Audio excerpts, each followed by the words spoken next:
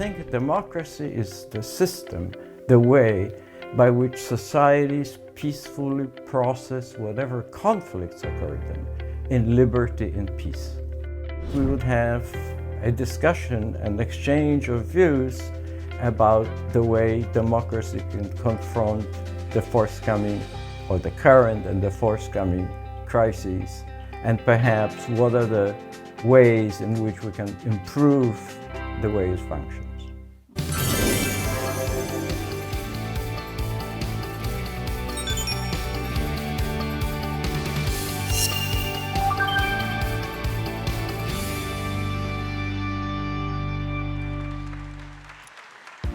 네, 민주주의 연구의 세계적인 석학 아담 쉐보르스키 교수를 무대로 모십니다. 큰 박수로 환영해 주십시오.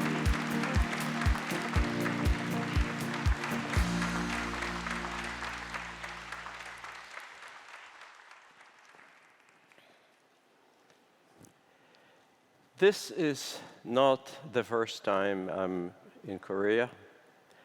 I had a privilege during my previous visits to be shown around the country by my former students who studied at the University of Chicago in the 1980s and became my lifelong friends. I admired the beauty of your country, and I very much appreciated and cherished their friendship. And this is why I find it particularly painful, personally touching, the tragedy that we have all experienced in the past, a few days ago. I deeply share your pain. I've realized that this is not a good moment to speak about aspects of ordinary life. Yes, Christ, in a moment of crisis, it's hard to divert our attentions from the immediate event. But I'm going to speak about our routine, I hope normal, ordinary life. And one aspect of it is democracy. You and I are privileged to live in countries in which democracy has become expected, routine, and in which we take it for granted. And my purpose is to maybe open some questions about it, to show that democracy is full not only of tensions, but also of some surprises and some mysteries. And I'm going to try to convey to you at least the way I think about democracy. Not everybody thinks about it in the same way, but I think that this particular way is useful for understanding the everyday tension of democratic politics. Just think of it this way. Democracy is a strange phenomenon. Yes? What happens in each election? About half of the voters vote against the party that wins. Half of the voters find themselves on the losing side, and they're unhappy. Moreover, some of the people who vote for the winning side become disappointed with the performance of the government. So basically, after each election, after some time, a majority is unsatisfied with what happened. And what do we all hope for? That the next time we're going to win, and that the winner will not disappoint us. We get these cycles of hope and disappointment, hope and disappointment. Is this irrational? Now, why do we value democracy? There's no single answer to that question, because different people value it for different reasons.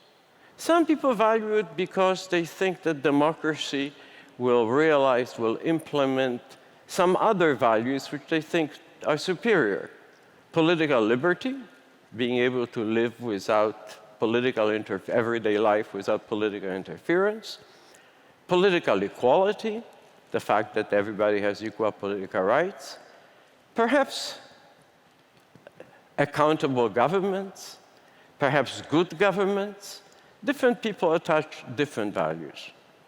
But I want to emphasize that democracy has an intrinsic value, a value in itself, which is quite obvious. Namely, it allows us, as the collectivity, as the people, to choose by whom we're going to be governed, and to some extent how. We cannot all govern at the same time. We have to be governed by others, and we don't like it.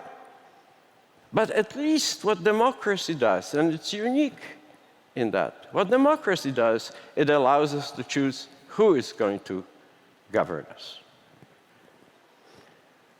Now, when you start looking in a longer-term historical perspective, you realize how rare democracy has been and how fragile it is. Even in the modern era, power changed hands. This is, I'm thinking, since 1788. Power has changed more frequently by coups, by violence, than by elections. 670 times by coups and 570 times by elections, I counted. Moreover, think, there are still 68 countries in the world, including the two elephants, Russia and China, that has never experienced the moment in which the government would lose an election and yield to power. So democracy has been rare and fragile. I'm going to show you some pictures just so that you have a sense of it, yes? What you see behind me, this kind of solid hill and the line of it, is the number of independent countries in the world in each year since 1800. As you see, the number of countries increased in the interwar period, and then there was a massive wave of decolonialization, so now there are about 200 independent countries in the world. The line which you see there, the red line, is the proportion of countries that existed in each year that had democratic regimes. And as you see, this proportion was very low.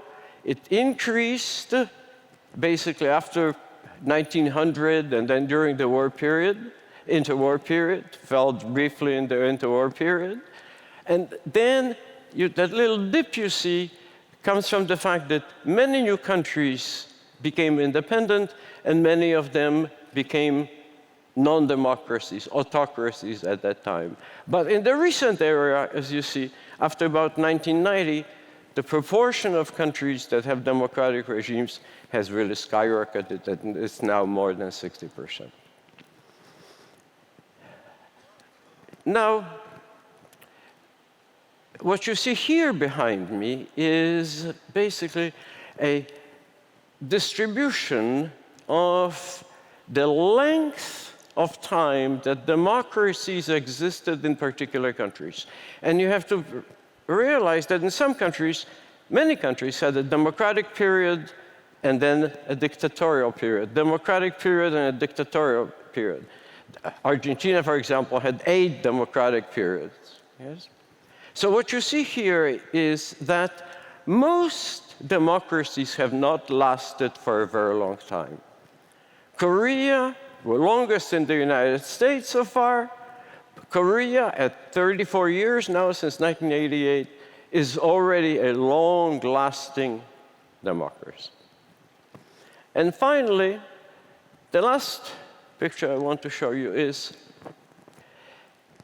the upper part, the one in green, the upper line, is the proportion of elections that occurred in each year which the incumbent party, the party in power, had lost. And the lower line is the proportion of elections in each year which the incumbent party had lost and accepted a defeat.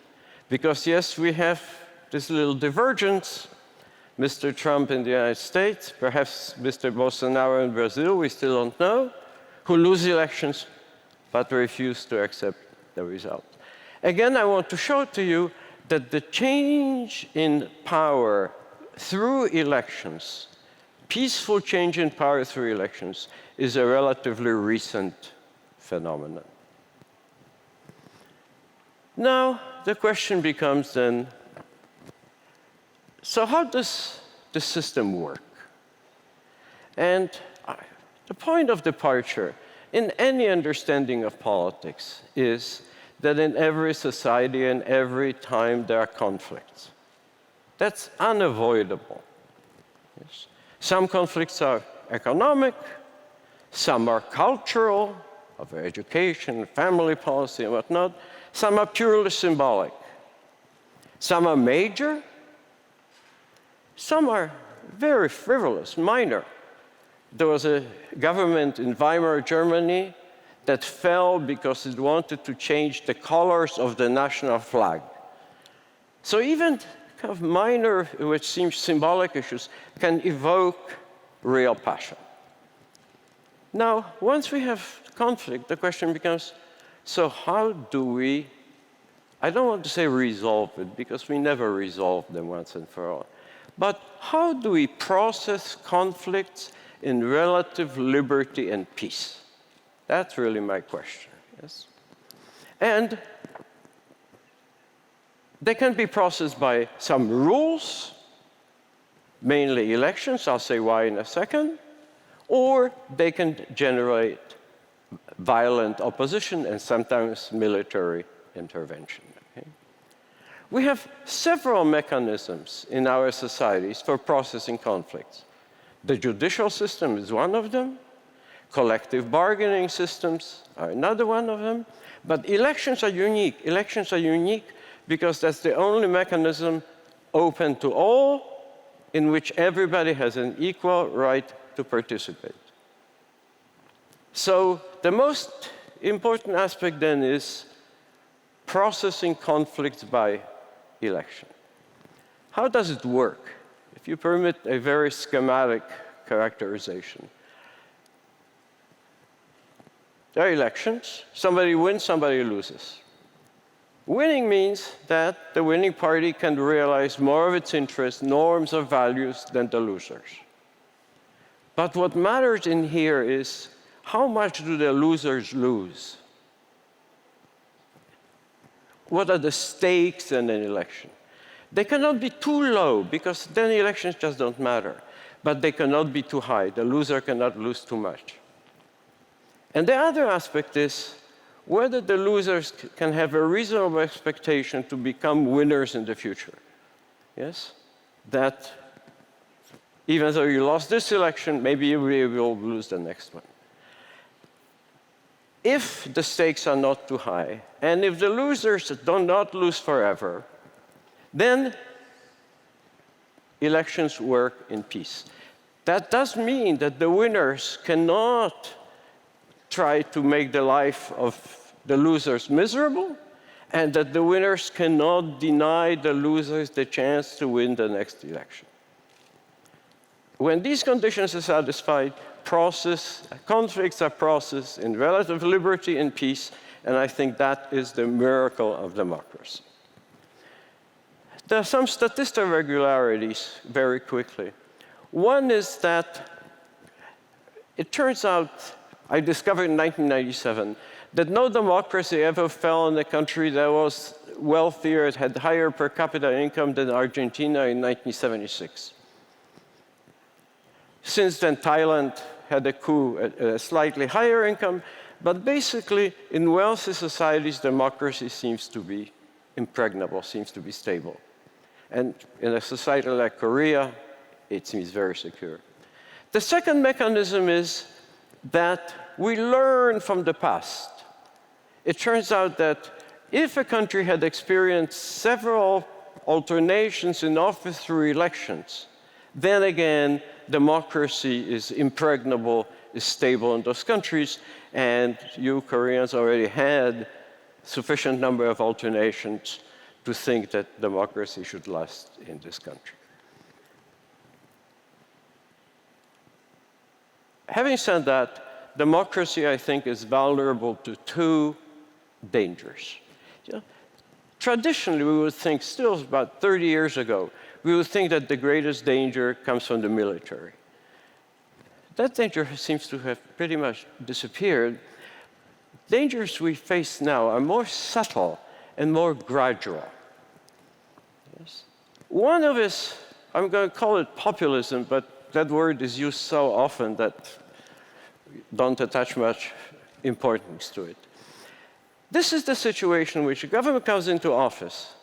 That government very often appeals to some group of people on kind of ideological, religious, racist, nationalistic basis. It gains majority support.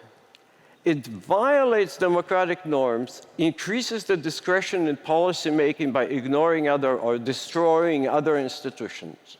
And it takes every measure to prevent the opposition from ever winning, and all of that with the knowledge and support among its political loyalties.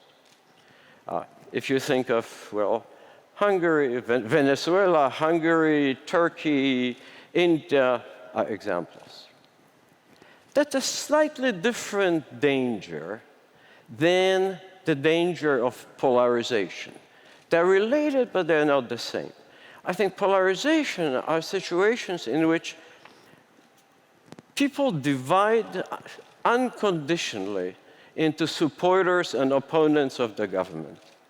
And basically, by unconditionally, I mean whatever the government does, or whatever the opposition does, people are just built in stone. They support one side or support another side. And the disquieting aspect of the last few years, which I think we don't quite understand, is that the hostility between political forces has increased, and two, that sort of political divisions have built very deep roots in the society, that they permeate even workplaces, they permeate families. Yes. There are several countries which are deeply divided along political lines. Now, let me say, I just published a book on crisis of democracy, but I don't think that democracy in general is in crisis. In some countries, democracy works quite well. I think it works well in Spain and Germany and Argentina and Chile and Ghana and Kenya and even recently. And it works well, I think, in Korea with all the crises and all the upheavals. But there are more countries where these two dangers have appeared and increased, both the populist danger and the polarization danger. Now, given these dangers, what can we do? How do we rethink democracy? I know that there are several talks following me in which the speakers will discuss various proposals and perhaps propose some solutions. So I'm just going to do it very schematically. I think some of our considerations have to be institutional. Yes, because we can manipulate our institutions to increase political representation, but perhaps at the cost of decisive majority government, so we face a trade-off. I think it's very important to think about the institutional place for the opposition, because we have to maintain incentives for the opposition, for the losers of the last election, not to obstruct, to cooperate. For example, both in France and in England, the chairmanship of the committee of the parliament which oversees government expenses has to be in the hands of the largest opposition party. Yes, so the opposition has kind of a guaranteed role in the governing process and an incentive to cooperate. But I think that the greatest concern is something which is not so easy to manage, and that is the political divisions. Yes? Democracy, unfortunately, is a system in which somebody loses, in which parties lose elections, which means that we are going to be on the losing side from time to time. And what we have to know is, what we have to understand, that the winners are like us. We have to learn to respect them. We have to learn to understand them. I'm going to finish by arguing against being complacent. I think We should not be complacent about the dangers for democracy, and we have to constantly think how to improve it. Democracy is a never-ending project. Thank you for listening.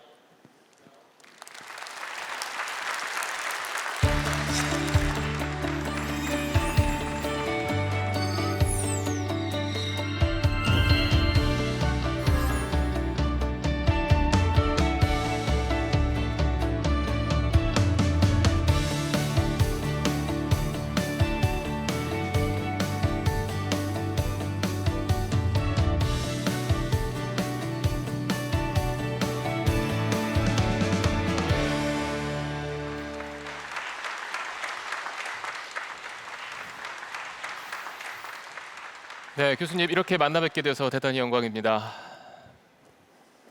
Thank you. 네, 먼저 오랫동안 교수님과 만남을 기다려온 SDF 관객분들한테 인사 부탁드리겠습니다.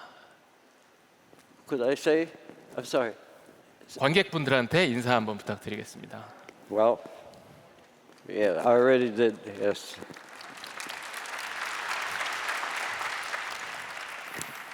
네, 반갑습니다. 그럼 곧바로 SDF 현장 관객분들이 보내주신 질문을 전해드리겠습니다.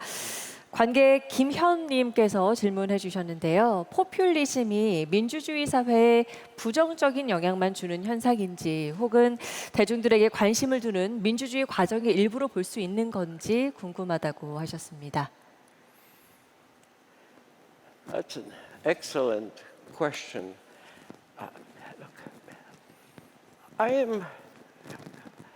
We often reject the populist critique of representative institutions. But at the same time, we bemoan economic and political inequalities that exist in our societies. And there's something inconsistent about that. Because if political institutions work the way we expected them to work 200 years ago, if political institutions, representative institutions work the way they should, we wouldn't have so much inequality. I'll give you a fact. In my city, where I live, in New York, there are 100,000 school children who are homeless, have no permanent residence. If our institutions work well, there would have been no homeless children in school. So there is something to the populist critique.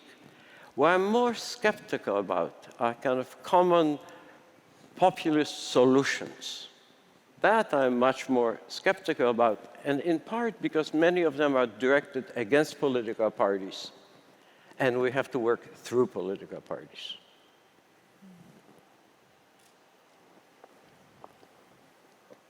네, 다음 질문은 저희 포럼 연사분 가운데 한 분이 질문을 주신 건지 아니면 이름이 같은 분인지는 잘 모르겠습니다만 브라이언의 질문입니다. 이 분열의 시대에 정부와 언론계 인사의 책임은 무엇일지, 또 우리는 어떻게 열린 토론을 할 수 있을지 교수님 답변 부탁드립니다.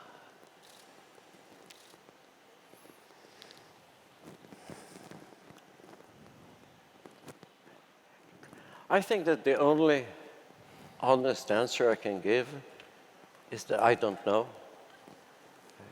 I'm a scholar, and unless I have seen or read good arguments and good evidence, I hesitate to pronounce myself on the topic. The problem of the media is so complex, and I have not studied it. I'll say, I don't know. 네. 네, 이번엔 스칼렛 수님이 보내주신 질문 드리겠습니다. 다수결이 민주주의지만 소수의 의견을 조금이라도 더 수용할 수 있는 방법은 뭐가 있을까요? 라고 질문해 주셨네요. Yes, I think that reflecting minority opinions is very important. There is evidence. It turns out that people really value hearing in public their own opinions. Even if these opinions don't win elections, just the fact that you hear on television somebody who says what you would want to say, it turns out that it's really valuable. There's research, survey research, which shows that. which means that parties, electoral systems which promote many parties are more representative. I know that in the last election, I think Korea, there were 14 candidates in one round. I think that's very healthy, precisely because people can hear it. In France, at one time, there was a party of hunters and fishermen, which got 2% of the vote. But the hunters and fishermen knew that their demands are on the political agenda. So I think that really matters. And then there are other mechanisms of political representation, which I know several speakers will discuss during the rest of the day. And there are many new interesting proposals along these lines. 네. 계속해서 다음 질문 하나 더 드리겠습니다. 민주주의가 평등이나 인권과 같은 본질적인 가치를 지니고 있다는 관점에 대해서 교수님은 어떻게 생각하십니까? Oh, I think that political equality is crucial, but I think we have a great deficit of political equality. Yes. We have formal rights. Formally, everybody is equal, but in fact, political influence is very unequal depending on economic resources, depending on educational resources. So effective political rights are not equal. And I think part of the function of democratic government is to do everything possible to make political rights effective for people who don't have the material and the educational conditions to exercise them. So yes, political rights are important. 네, 현장에서 많은 질문들이 들어오고 있는데 포퓰리즘과 정치적 양극화가 민주주의 실패의 원인이라고 보는지 아니면 결과라고 볼 수 있는지 이런 질문을 또 해오셨습니다. Well, they are a result, but we don't quite know a result of what. When you start studying this literature, you will find that some people think that the causes of both are economic. Economists think that causes of everything are economic, yes? Other people think that they are cultural. And as social scientists, we really don't have a way, we don't have instruments to be able to tell which they are, which are more important than others. If you do typical study that we do, statistical study, what you will discover is that everything matters, both economic factors of different kinds, of cultural factors of different kinds, but nothing matters very much, which is not a very satisfactory answer. It's not a simple answer.